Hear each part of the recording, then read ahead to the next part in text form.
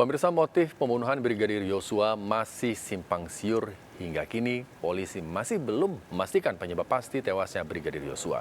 Namun, isu pelecehan seksual yang diungkapkan Putri Chandrawati terlanjur menjadi bola liar di tengah masyarakat. Lantas, apa motif di balik drama pelecehan seksual yang dihembuskan Putri Chandrawati? Berikut liputan tim Delik RCTI.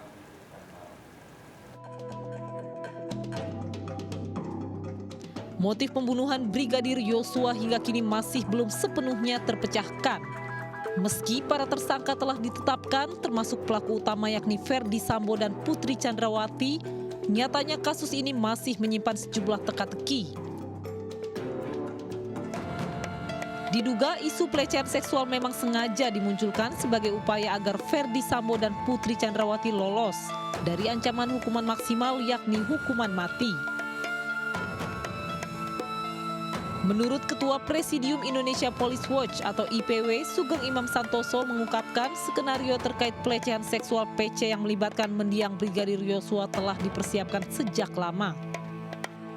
Ada prakondisi yang dibuat sebelumnya, termasuk membangun cerita di Duren 3 terkait pelecehan di Duren 3 yang mengarahkan dalam pertemuan beberapa pihak, Komisioner Negara, Komnas HAM, LPSK, Komnas Perempuan, dan beberapa LSM, juga Kementerian Wanita ya, untuk mengarahkan memang pelecehan ini ada.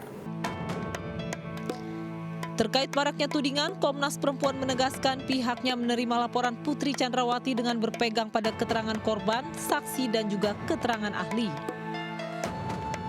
Untuk dugaan kekerasan seksual itu dari keterangan Ibu P, keterangan S, juga ada hasil asesmen psikologis ya dari Ikatan Psikologi Klinis yang menyampaikan adanya trauma dari Ibu P. Sikap Putri Chandrawati yang terus mengungkap bahwa dirinya korban pelecehan seksual dinilai perlu dipertanggungjawabkan. Sebab apa yang ditudingkan terhadap mendiang Brigadir Yosua akan terus menjadi stigma negatif. Hal ini dikarenakan sosok Brigadir Yosua telah tiada, sehingga akan sulit untuk membuktikan tuduhan dari dua sisi. Karena itu pihak kepolisian diminta untuk mengungkap tuduhan pelecehan seksual oleh Putri Chandrawati secara terang benderang.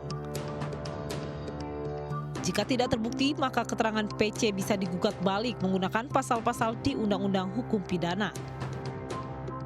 Saya orang yang 100% berpihak pada korban kekerasan seksual. Kalau betul-betul korban. Tapi kalau terhadap pihak-pihak yang sebatas mengklaim sebagai korban, menuduh orang lain sudah melakukan kejahatan, tapi tidak bisa dia pertanggungjawabkan. Pantas kiranya teman-teman di kepolisian mempertimbangkan penggunaan pasal-pasal pemidanaan untuk menjerat orang-orang yang mengklaim sebagai korban ini. Isu pelecehan seksual yang terus dihembuskan seolah kian mengaburkan posisi antara korban dan pelaku. Padahal proses hukum sendiri telah jelas menunjukkan bahwa Brigadir Yosua merupakan korban dalam kasus ini. Karena itu Polri dinilai perlu menegaskan kembali posisinya dalam penanganan kasus ini.